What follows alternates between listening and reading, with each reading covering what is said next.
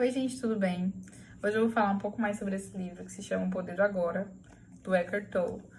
Esse livro é muito interessante, eu já tinha lido ele há um tempo e senti a necessidade de reler ele agora na quarentena e realmente tem muita coisa interessante, certo? Então eu decidi passar aqui pra vocês, vou fazer 2 vídeos, porque é muita coisa, mas assim, o livro é muito mais do que isso, eu só vou falar as principais coisas que eu aprendi, certo? Então assim, esse livro ele fala sobre a importância da gente manter o nosso foco no momento presente, né, no aqui e agora, porque é a única coisa que a gente tem, né? E através disso, né, do poder do agora, a gente pode acessar a nossa paz interior, através da nossa essência mais profunda, do nosso eu interior, certo? Essa paz interior não é felicidade contínua, não. É mesmo essa serenidade, certo? É uma serenidade que independe das circunstâncias da vida, certo? Depende de uma situação feliz ou triste que a gente esteja vivendo. É mais ou menos, gente, o que a gente vê durante uma meditação, por exemplo. Durante uma meditação, a gente meio que para aquele fluxo constante de pensamentos e foca no agora. E a gente realmente sente uma paz, né? E é essa paz que esse livro fala. Só que ele fala mais de você tentar praticar isso em vários momentos do seu dia. Não só durante uma meditação, mas durante vários momentos, durante uma relação com alguém, durante uma discussão. Tentar praticar isso com mais frequência, certo? Porque parece, gente, que na nossa sociedade hoje, além da gente estar constantemente pensando, não conseguir parar de pensar, a gente parece que também está sempre buscando algo, sempre, assim, descontente, certo? Sempre, assim, a gente não está em paz, em paz interior mesmo, né? Então, assim, ele vai comparar a gente a um lago profundo, né?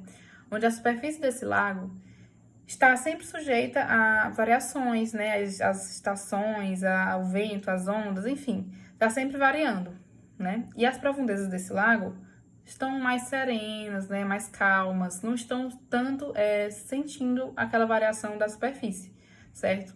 Então isso seria mais ou menos a gente, né? Porque no nosso ambiente está sempre tendo mudanças, né, variações, os ciclos da vida, né, a nossa vida não é assim constante, ela sempre, às vezes a gente tá melhor, às vezes a gente tá com mais energia, né, enfim, tá tudo dando certo, às vezes as coisas começam a dar errado, né, começa a mudar, a vida vira a gente que cabeça para baixo, então a nossa vida tem todos esses ciclos. No momento que a gente se deixa abalar muito por essas mudanças, é porque a gente tá muito fixado na nossa mente, a gente acha que a gente é a nossa mente.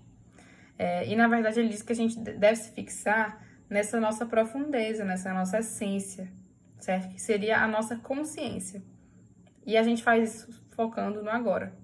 Então eu vou explicar um pouco mais sobre essa parte central do livro em que ele fala de que a gente não é a nossa mente, certo? Então assim, gente, a gente tem a nossa consciência e a gente tem a nossa mente, que engloba pensamentos e emoções, certo? Então quando ele fala que a gente não é a nossa mente, ele tá falando que a gente não pode se identificar, achar que a nossa essência são os nossos pensamentos e emoções, porque não é. Então, se vocês tentarem se concentrar e começarem a observar os pensamentos de vocês, vocês vão ver que existe uma consciência por trás desses pensamentos. E isso seria mais ou menos essa nossa essência interior, que é mais ou menos o que acontece durante a meditação também. A gente começa a se concentrar, tentar ficar sem pensamentos, mas no momento que surge um pensamento, a gente observa esse pensamento, certo? É uma conversa meio louca, gente, mas é assim mesmo, é interessante. Vocês vão ver. Então, assim, nossa mente é uma ferramenta incrível. O problema é quando a gente se deixa dominar por essa mente, né? Porque a gente tem que dominar a mente, dominar os nossos pensamentos, conseguir controlar nossos pensamentos e emoções, porque a gente não é eles, né? O nosso pensamento é só um aspecto da nossa consciência, mas o pensamento não deve ser incontrolável. Então, por exemplo, quando surge um pensamento negativo, se eu me identificar e achar que eu sou aquele pensamento, que eu sou aquela emoção, eu vou alimentar esse pensamento, essa emoção. Se eu me tornar consciente desse pensamento, observar esse pensamento, eu percebo que eu posso fazer uma escolha. Eu percebo que eu posso tirar, assim, parar e pensar, será que vale a pena eu continuar esse pensamento? Sabe? A gente tem esse poder, só que às vezes a gente não se dá conta, a gente reage a situações de um modo assim, com raiva, com agressividade, discute. Por exemplo, quando alguém contraria a nossa opinião, às vezes, né, a gente se sente ameaçado e a gente rebate com agressividade, a gente tem que provar pra pessoa que ela tá errada. E assim, se a gente for pensar, isso é o ego falando mais alto, é uma disputa de egos, né? Porque nosso eu interior não tá naquele pensamento. A gente não é o nosso pensamento, né? Então a gente pode demonstrar nossa opinião de um modo claro, mas sem achar que aquilo ali é a nossa essência, porque não é. Nós somos essa consciência que tá por trás do pensamento, certo? É um negócio meio louco, gente. Então, assim, como a gente pode exercitar isso, né? A gente pode sempre, realmente, como eu falei, é até um processo de autoconhecimento, né? Sempre se habituar a, primeiro, observar os nossos pensamentos, observar as nossas emoções, observar o jeito como a gente lida com as coisas. Em vez de achar que a gente é aquilo ali e não se tornar consciente deles, a gente passa a perceber tudo isso, certo? Então, a gente percebe quando a gente tá numa discussão ou a gente tá estressado, a gente percebe o que causa aquilo, né? Por que eu reagi daquela maneira, como é que eu tô reagindo às circunstâncias.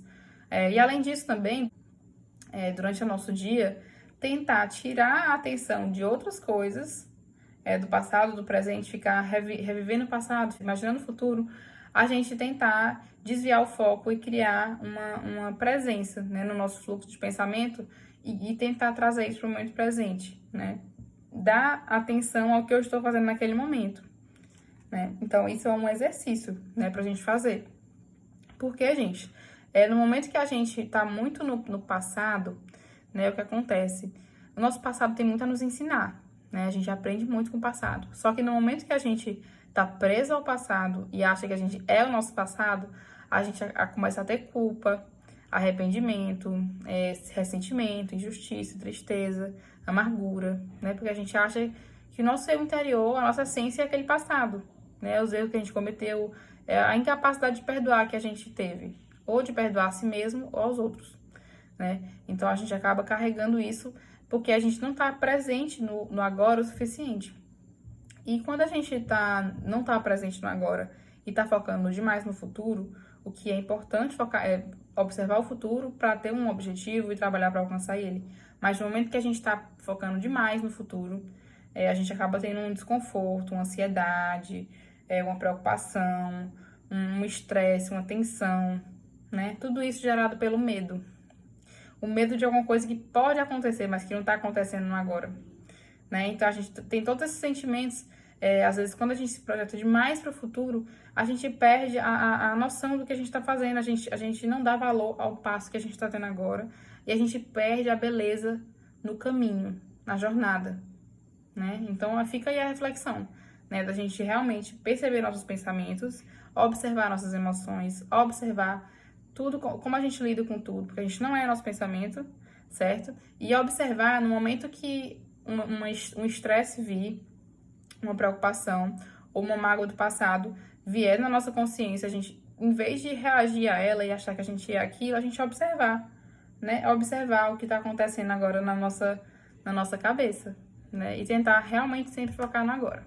Então, essa é a mensagem de hoje. Vou fazer mais um vídeo depois sobre o livro complementando. Então, gente, muito obrigada. Espero que tenham gostado.